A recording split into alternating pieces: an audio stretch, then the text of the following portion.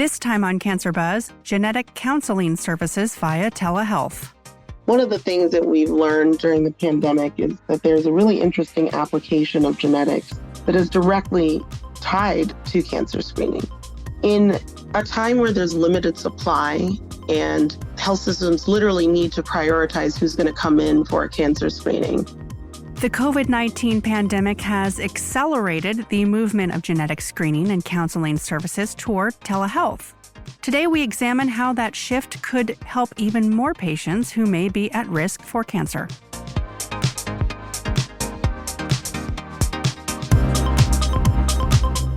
Welcome to Cancer Buzz. I'm your host, Summer Johnson. The surge in telehealth use has caused a paradigm shift, which may permanently alter the way we deliver cancer care and improve patient access to services. Genetic screening and counseling are services well suited to being delivered via telehealth. On an earlier episode of Cancer Buzz in December 2020, we covered ongoing policy conversations in Washington, D.C. regarding reimbursement for telehealth services. Although some payers have temporarily suspended their rules limiting the use of telehealth for genetic screening and counseling, CMS still limits coverage for some genetic services conducted via telehealth. We asked our guest today how we can best leverage the current ongoing expansion of healthcare delivery into telehealth to get genetic screening and counseling to more patients at risk for cancer. Feyi Olopade Ayodele is the CEO of CancerIQ, a healthcare technology company that supports the use of genetic information to predict and prevent disease. So I think it's no surprise that, at the height of the pandemic, when there truly were stay-at-home orders, there was a dramatic decline in cancer screening. I think the data found that screening for breast, colon, cervical cancer dropped by over 90% in some scenarios. What I think has also happened is that there's far less supply of these cancer screening appointments that you can actually have in person. You can't do a mammogram every 15 minutes anymore because of COVID cleaning and safety protocols. And if you think about the number of appointments that are available for patients now, they're definitely fewer and far between. So I think the drop in cancer screening not only happened because people were asked to stay at home, but because supply was also much lower than previously. There's a third factor, however, and this is the scariest one. It's that patients that are at the highest risk of getting cancer and people who have shown the greatest benefit from screening early detection are people of color and people with lower socioeconomic status. And these people who could stand to benefit the most from cancer screenings have also been the most negatively impacted by the virus and have had the worst outcomes. So now you have this perfect storm or double whammy in that particular patient population where they not only need these services, but are more concerned about going into a healthcare setting than other patient populations. So while we see things turning around with cancer screening, it's concerning that these patient populations may be left behind and not be able to afford to miss their cancer screenings this year. Give us a lay of the land of the state of telehealth utilization for genetic screening pre-pandemic, and then what happened to that utilization when the pandemic was introduced? Prior to the pandemic, telehealth for genetics was something that was actually on the rise and something we see because of disparate access to genetic counseling services. There are about 700 cancer genetic counselors across the country, and in order to scale care to all the patients that need them, there was already a need to connect via telehealth to some of those genetic counselors. I think what we saw during the pandemic is that really go on speed. You not only had the telehealth genetic counseling companies that serve some of these underserved markets, but you had the genetic counselors actually based within the cancer center also delivering telehealth services. And I think what it did was it ultimately leveled the playing field. A lot of genetic counselors do like to work from home, and do like to scale care to as many patients as possible. So the pandemic, I think, has really offered not only an opportunity to do this better, but to do this with a greater supply of genetic specialists than previously. What did reimbursement then look like before the pandemic? So before the pandemic, it was challenging. It was challenging in general to get coverage for telehealth genetic counseling services. And in some places where there's a requirement for licensure or there isn't licensure of genetic counselors, reimbursement will continue to be a challenge. Where I'd say there has been a lot of innovation in terms of thinking about genetic counseling, however, is thinking about eating the cost of delivering that telehealth genetic counseling service and thinking a lot more about how that impacts the practice or the cancer program downstream. So we have a number of clients who offer telehealth genetic counseling services and don't bill, but are able to justify that because of a number of things. Number one, it's helped engage with a number of patients, maybe at high risk for cancer, but aren't new oncology patients. And it's actually part of some of the new patient acquisition or patient attraction activities. Second, there's direct downstream revenue from some of these high-risk patients that are found to be at risk and in need of additional services within the health system or the cancer program, such as MRIs or more frequent colonoscopies. And third, one of the things it's also done is it contributes to long-term patient retention. If you're a cancer program that has done a full analysis of that patient's cancer, but also done a genetic screening, we found that a number of patients are more loyal and willing to stay within the cancer program because of that service.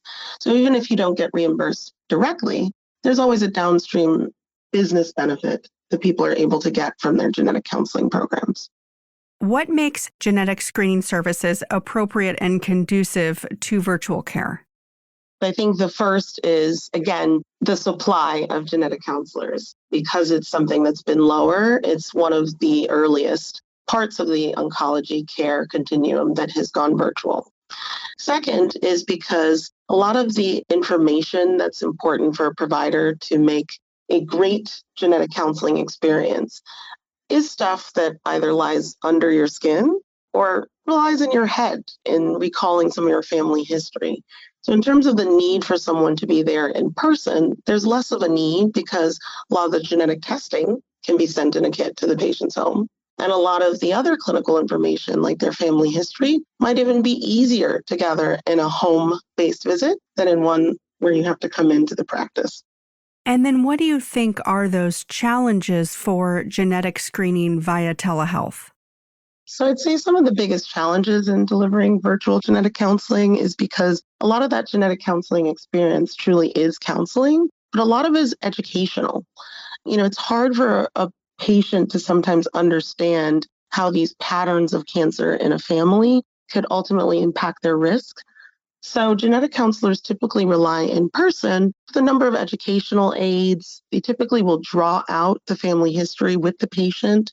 And a lot of those things that help visualize and simplify complex information, those are really difficult tools to not have in a virtual visit. What we've learned at CancerIQ is that it's really technology that can make it so you can not only see each other face to face, but can have some of those educational aids or visualization tools at your fingertip. There's a need for more genetic counselors to have access to this than they did before, really to make sure they're maintaining the same patient experience. I'd say, the second thing that's a challenge is really managing a lot of the workload that a single genetic counselor needs to take on while working in the same remote settings that everyone is dealing with. As you can imagine, people are working from home and people are stressed. And if your genetic counselor doesn't have someone who can fill out the genetic testing paperwork and call the insurance company and write multiple forms of documentation notes for them, they're going to need some sort of technology to assist them in that as well. Because ultimately, the documentation burden is very high for genetic counselors. And if they need to do that and work virtually, it can lead to burnout and ultimately them, leaving the practice. Some services for genetic counseling aren't covered by CMS, even during the public health emergency. So does that deter patients at all? So I'd first, clarify that reimbursement can sometimes be covered for genetic counseling. It, again, depends, on a state-to-state basis. And let's talk about some of the things that people have actually done to overcome this reimbursement issue. I think one of the things is they've empowered actual providers, and sometimes not just genetic counselors, to be able to do a genetic screening for patients who in fact need to see a medical doctor or nurse practitioner for this type of care. So I'd say in almost no scenario do we have a patient only given the option where they need to come in person so that specific encounter can be reimbursed. But we have seen more of the providers who are less busy and not seeing as much initial patient visit volume really step in and leverage tools like CancerIQ to kind of automate that genetic counseling process and offer the genetic counseling themselves. For the people who truly can't get reimbursed for genetic counseling, again, the other option is to really think about this as something that does bring more patients through the door, help retain loyalty, and is truly part of how you deliver quality cancer care. Where can a program start if they are looking to implement telehealth or supplemental services via telehealth into their cancer care? I am part of the, ACCC Telehealth Advisory Board, where we've been putting together a number of materials that not only help people start telehealth programs, but ultimately run and grow them so they're more sustainable. And in that advisory board, a number of the topics that we've had have been around providing a true toolkit to providers so they can stand this up and do it in a sustainable way. One of the ways I've specifically contributed is really thinking about the full cancer care continuum. Telehealth has actually made it a lot easier for providers to offer a number of the supportive care services, such as genetic counseling, nutrition counseling, and coaching, simply because those are much easier relatively to be delivered directly into someone's home. Prior to the pandemic, these may have been extra appointments or extra people they needed to see in an encounter when they came into the health system, versus now, these are really easy and accessible for patients to get these kinds of supportive care services via telehealth. So now is actually the time to close the gap in quality of cancer care and to offer the same kinds of services to all patients. And that's what's really promising about the way telehealth has been implemented in cancer care.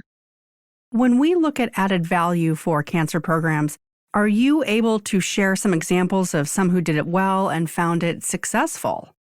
Absolutely. And I'd say there are two main examples that I'm very excited to share about. One is a program that was initially delivered via telehealth. And they did that because they are based in California and there's a very competitive market for genetic counselors. They've also been able to do that because they're a leader in truly investing in genetic counseling as a core part of their business development plan. Their telehealth genetic counseling program was not only able to serve a number of patients prior to the pandemic, but at a time when most patients saw their visit volume go down and most people saw rapid declines, their telehealth team was able to maintain patient volume because it was one of those services that people were willing to take up during the pandemic. So I think in that example, being set up for a telehealth program is something that helped them truly maintain and actually grow their volumes during the pandemic. And that was a really interesting case study of why it's important to be ready for that model of care going forward.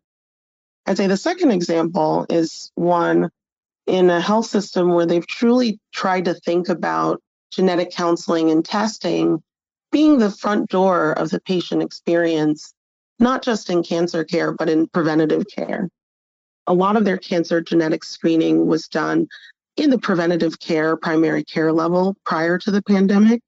And during the pandemic, they were rapidly able to incorporate genetics into their telehealth visits and also see a dramatic change in the volume of patients that were seen by providers who offered that service. The same patients that were at home kind of concerned about their cancer risk were more willing to do a telehealth genetics appointment. And for those providers who saw a drop in volume for maybe their annual visits or problem visits, were able to make up in that lost visit volume through some of these consultations about cancer screening and about their risk. So in both of those scenarios, I think what we've seen is that because telehealth is something that's very easy to deliver, it's something that can help maintain engagement with patients no matter what is going on. We're sold. We know that genetic screening and testing can help us get care quicker to those at-risk patients. What do you think it's going to take to implement genetic screening as a standard in cancer care? So I think one of the things that could be done to truly scale genetic screening and genetic testing is to truly expand the workforce.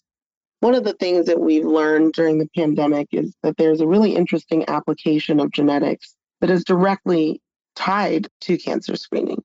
In a time where there's limited supply and health systems literally need to prioritize who's going to come in for a cancer screening, this is the best time to risk stratify the patient population, know who has a genetic predisposition, and make sure that those patients who are on that long backlog list include the most at risk. So I think a huge innovation would be to start thinking about genetic counseling in two categories: primary genetics care and tertiary genetics care. I think primary genetic care is really just that initial screening. There's technology that can improve clinical decision-making about who's appropriate for testing and not. Again, there are educational aids and visualization tools that our clients tend to use to help educate the patient. And if primary care providers could actually be engaged in primary genetics care and everyone got tested, then we can use our genetic counseling workforce more productively to do tertiary genetics care or secondary genetics care, where they're truly specialists handling those patients who have positive mutations, interpreting things that are a little bit more advanced, and really keeping up with the more cutting edge aspects of the genetic counseling field. So those are some of the things I think would be really promising. And if these appointments can be delivered via telehealth, it makes it not only more attractive for the patient, but easier for the provider to incorporate.